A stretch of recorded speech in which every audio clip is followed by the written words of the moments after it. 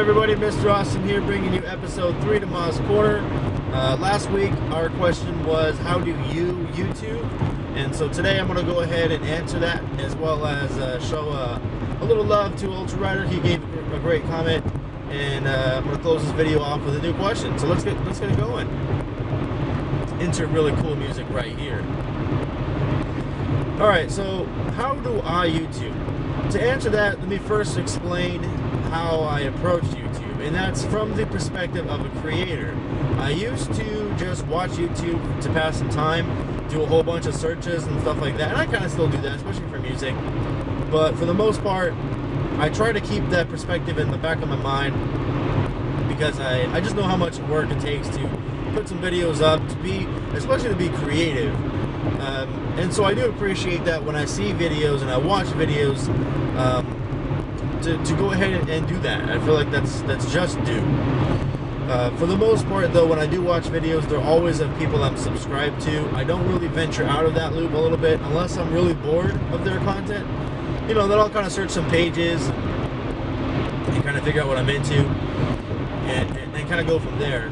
Now, as far as rating a video, I tend to rate every video that I watch. I try to. I don't do it all the time, but for the most part I do. I definitely try to do it, I would say, a good 85 to 90% of the time. And of those rates, especially if it's people that I'm subscribed to, I always give them a dislike. And the reason I do that is because I know that they have a lot of viewers, so any rating helps. And that's kind of the way that YouTube works. YouTube doesn't care if you have more dislikes than likes, or vice versa. They don't care if you have 25 likes and 15 dislikes.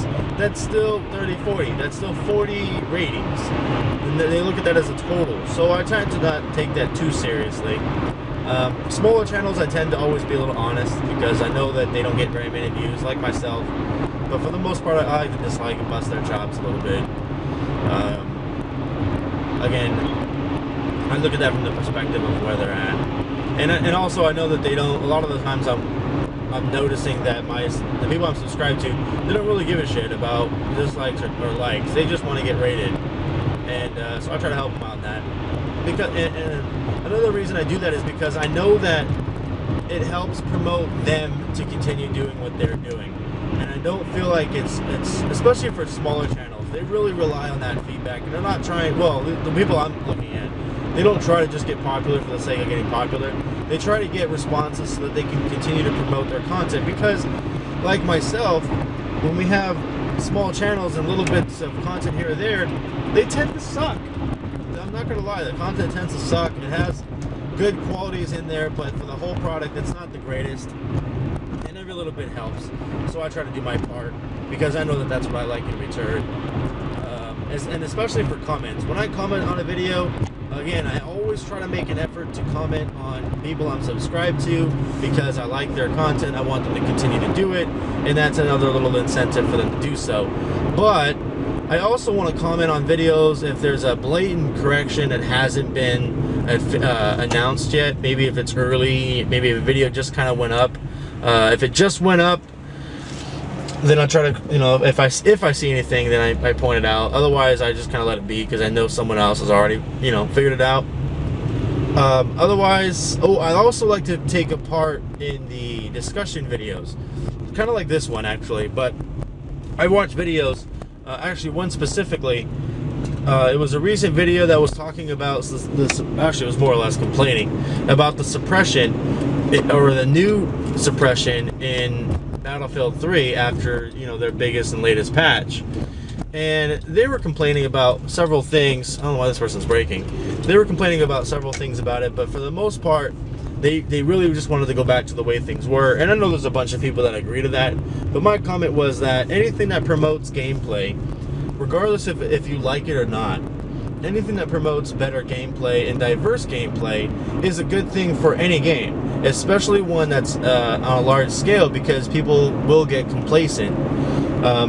Again, I know dying sucks, but it's a part of the game, so I don't really complain about it too much.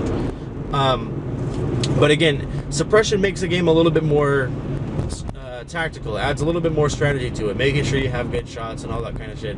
But more importantly, it encourages people to change the loadouts from what they're normally used to.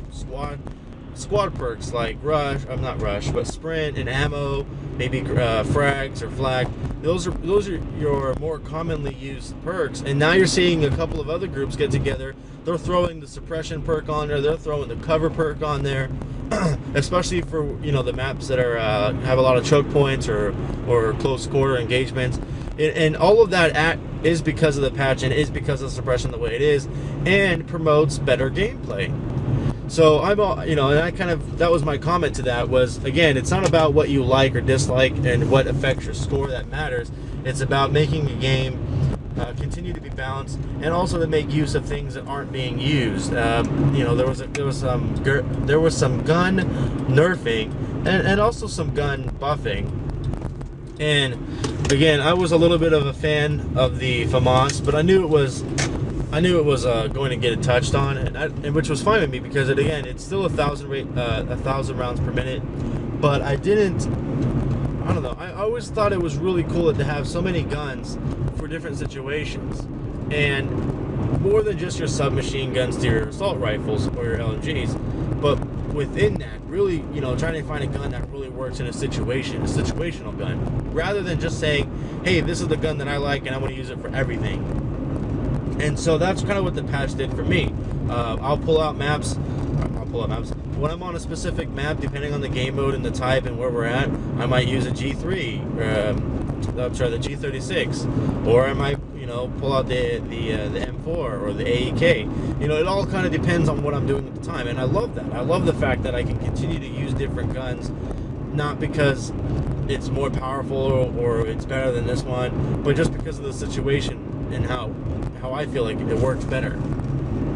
So those are comments that I leave. I try to be an effective commenter. I don't really troll a whole lot, unless, again, they're friends. But again, I try to stay away from that. And I try to stay away from another pro tip for commenting is I don't read comments on other people's channels prior to commenting. I will, if a thought comes to my head, I'm just gonna write it out. I don't really care if anyone else has written it. None of that matters.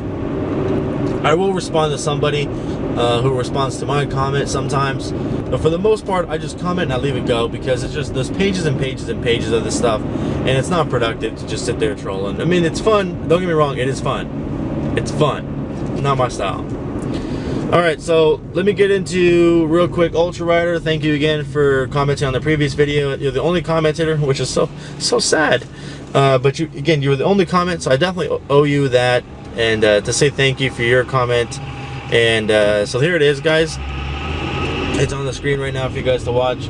And next week's question, I want to know, what is the biggest release, the biggest game coming out in 2012 that you're looking forward to? Not necessarily if you're going to buy it, because I know that there are other situations that come in between. Having the time to play it, the money to play it, or the money to buy it. All of that takes in the, maybe if you don't have the system, maybe your system broke, whatever the case may be, throw all that out the window. What's the biggest game coming out this year that you're looking forward to the most? That, even if you are going to be playing it, that's cool, but if you're not, well, don't necessarily tell me why. But, yeah, what is it? And it has to be something that is coming out for sure this year as of now. Case in point, I'm not going to list this in the next video, but Ni no Kuni is a game that I'm really, really excited about. And it was supposed to come out the holiday season this year, and it was just recently pushed back to next year. So I feel like I can say that right now. But yeah, those are my things. I'm here. I'm at work. So I'm going to cut this video off now. Thanks again for watching, and I will see you guys in the next video. Peace.